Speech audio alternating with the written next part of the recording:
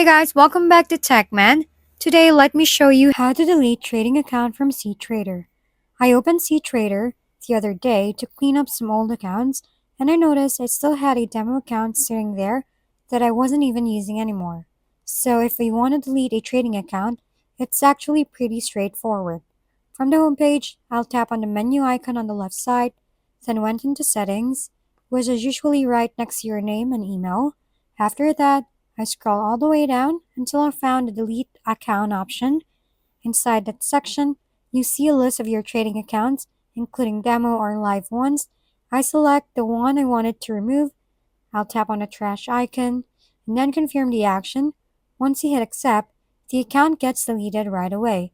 It's honestly a quick cleanup process, especially if you've been testing strategies and don't want old accounts cluttering your dashboard anymore.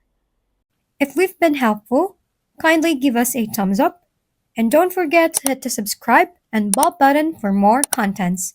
For any questions and suggestions, comment down below.